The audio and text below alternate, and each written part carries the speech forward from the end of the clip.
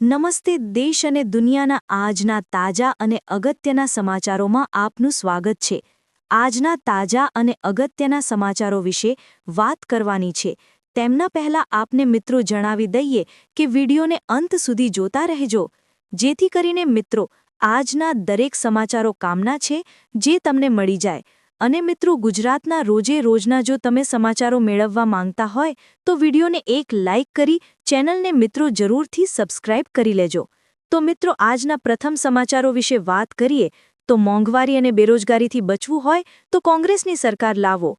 કોંગ્રેસના ધારાસભ્ય જિગ્નેશ મેવાણીએ જન આક્રોશ રેલીમાં મોદી સરકાર પર પ્રજા વિરોધી હોવાનો અહેસાસ કરાવ્યો. રેલીમાં લોકોને બેરોજગારી અને મોંઘવારીમાંથી મુક્ત થવા માટે કોંગ્રેસની સરકાર લાવવા અપીલ કરી હતી. તો તેમણે મિત્રો કહ્યું કે જ્યારે મિત્રો રાજસ્થાનમાં અમારી સરકાર આવી હતી ત્યારે અમે 500 રૂપિયામાં સિલિન્ડર અને ₹25 લાખનો મેડિકલ વીમો આપ્યો હતો. તો મેવાણીએ કહ્યું કે જો આવી સુવિધાઓ જોઈતી હોય તો 2027માં કોંગ્રેસની સરકાર બનાવવા માટે જન આક્રોશ રેલીને મિત્રો સમર્થન આપવું પડશે.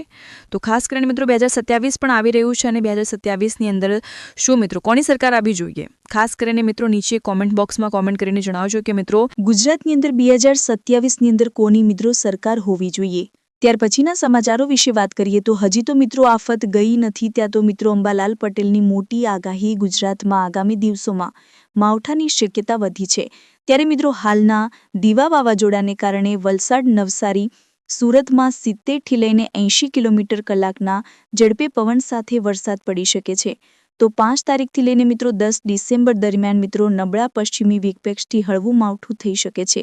તો 18 તારીખથી લઈને 24 ડિસેમ્બર વચ્ચે મજબૂત પશ્ચિમી વિક્ષેપ અને બંગાળની ખાડીમાં ડિપ્રેશનના કારણે ગુજરાતના ઘણા એવા ભાગોમાં છે ત્યાં મિત્રો ભારે માવઠું પણ પડવાની શક્યતાઓ છે.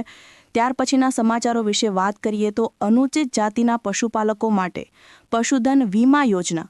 બોટાદ જિલ્લાના મિત્રો જે પણ અનુચિત જાતિના પશુપાલકો માટે પશુધન વીમા સહાય યોજના 2025 અને 26 હેઠળ અરજી પ્રક્રિયા શરૂ થઈ ગઈ છે. તો ગાય ભેંસ ધરાવતા પશુપાલકો એક વ્યક્તિએ મહત્તમ 10 પશુઓનો વીમો કરાવી શકશે.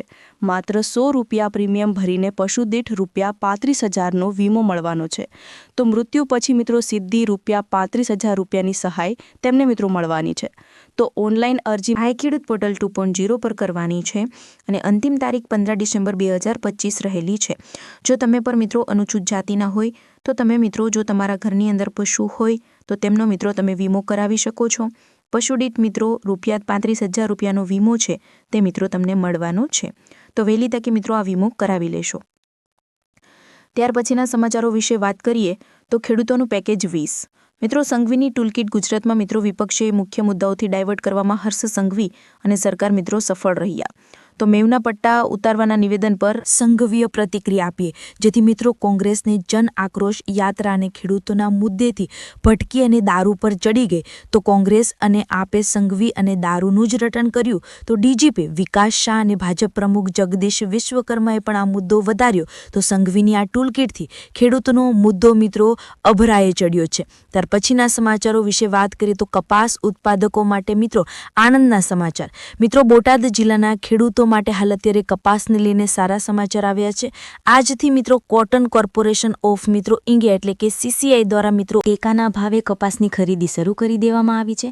તો તંત્ર દ્વારા મિત્રો જિલ્લામાં કુલ 12 ખરીદ કેન્દ્ર શરૂ કરવામાં આવ્યા છે. તો CCIએ કપાસનો ભાવ 1,632 નક્કી કર્યો છે. આ જાહેરાતથી મિત્રો બોટાદ માર્કેટિંગ યાર્ડમાં ખેડૂતો મોટી સંખ્યામાં પોતાનો પાક વેચવા ઉમટે પડે તેવી શક્યતાઓ છે. સરકારના આ નિર્ણયથી ખેડૂતોને આર્થિક ફાયદો પણ થવાનો છે. ત્યાર પછીના સમાચારો વિશે વાત કરીએ તો રાજ્યમાં મિત્રો રેરાનો નવો નિયમ આજથી મિત્રો લાગુ કરાયો. રાજ્યમાં આજથી મિત્રો રેરાના નવા નિયમો અમલમાં આવ્યા છે, જેમાં દરેક બાંધકામ